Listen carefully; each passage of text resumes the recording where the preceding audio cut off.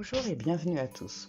Aujourd'hui, je vous emmène à la découverte de Sylwin Rubinstein, danseur de génie qui va vouer sa vie à la chasse aux nazis dans l'espoir de venger la mort de sa sœur jumelle. C'est parti.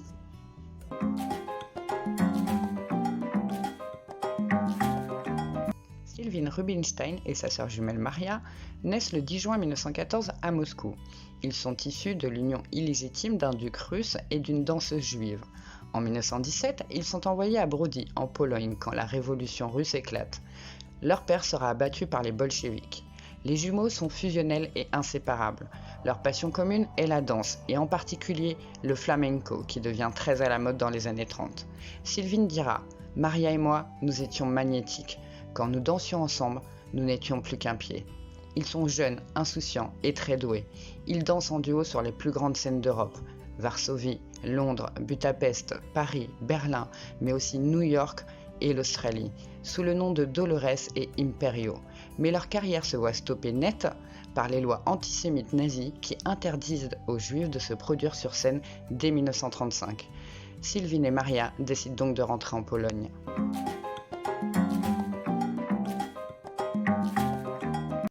La Seconde Guerre mondiale éclate et Hitler envahit la Pologne.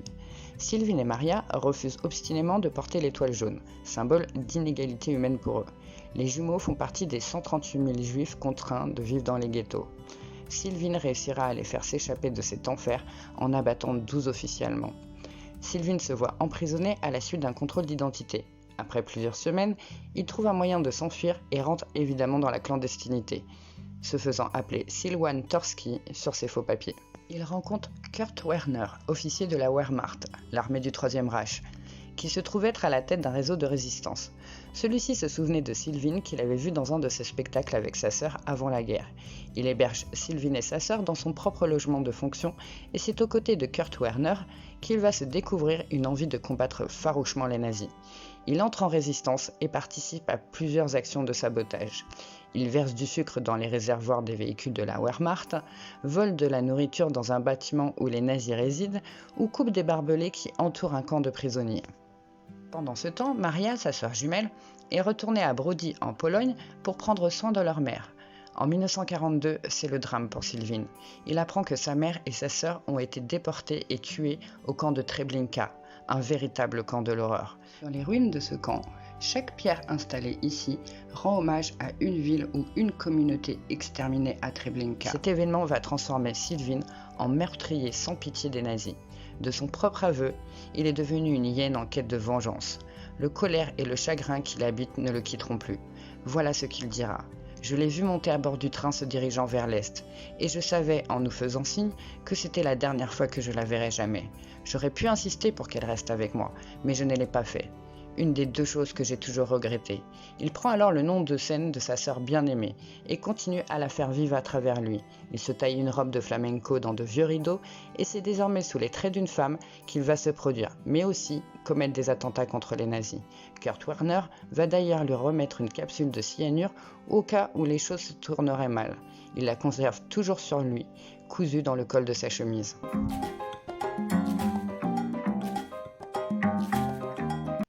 Il est difficile de connaître exactement le nombre d'assassinats qu'a commis Sylwin Rubinstein, car même après-guerre, il avait une crainte infondée d'ailleurs d'être poursuivi pour ses actes. Mais à partir de maintenant, tous les actes qu'il va commettre contre les nazis sont une forme de vengeance pour sa sœur jumelle. Il se rend déguisé en chanteuse d'opéra dans une brasserie polonaise fréquentée par les officiers SS un jour où un mariage est célébré. Il doit se produire sur scène. Dans son sac à main, 2 grenades. Ce fut un mariage sanglant, se souvient Sylwin. Recherché en Pologne, notre danseur s'enfuit à Berlin, où il prend l'identité d'un travailleur volontaire pour continuer à s'attaquer aux nazis par de petits actes de sabotage. En 1944, il s'avance au devant d'un officier de la Gestapo, dont c'est l'anniversaire, un bouquet de roses à la main qui cache son pistolet. Il tire sur l'officier en pleine rue.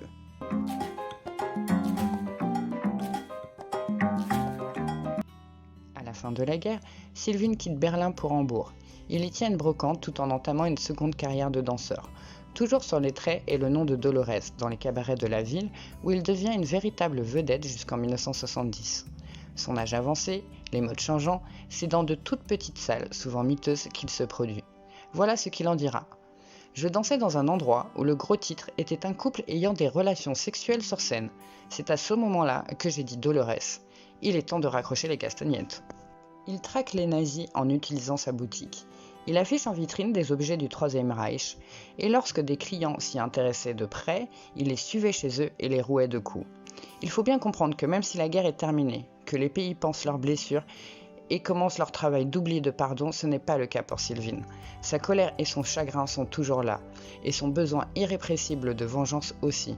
Pour lui, la guerre ne s'est jamais terminée. Il témoignera en faveur du major Kurt Werner devant un conseil d'administration américain de dénazification pour lui permettre de retrouver sa liberté. Il passera ses dernières années à ressasser les fantômes du passé, avec toujours la même amertume et la même colère. Entouré de ses costumes de scène dans son appartement rempli de bric-à-brac, il ramasse les pigeons et petits volatiles blessés, les soigne avant de leur rendre leur liberté. Sylvain Rubinstein meurt le 30 avril 2011 à l'âge de 96 ans. Il a été enterré au cimetière juif d'Ohlsdorf. Et ce n'est que sur ses vieux jours qu'il a accepté à de rares occasions de se confier sur son parcours incroyable, et c'est un documentaire sur sa vie qui le fait sortir de l'ombre. Voilà, merci à vous d'avoir regardé cette vidéo en ma compagnie et d'avoir suivi la destinée tragique d'un jeune danseur qui rêvait de scène et que la Seconde Guerre mondiale a brisé. Pour ma part, je vous souhaite un bon week-end, une bonne semaine et je vous dis à très bientôt pour un autre personnage oublié.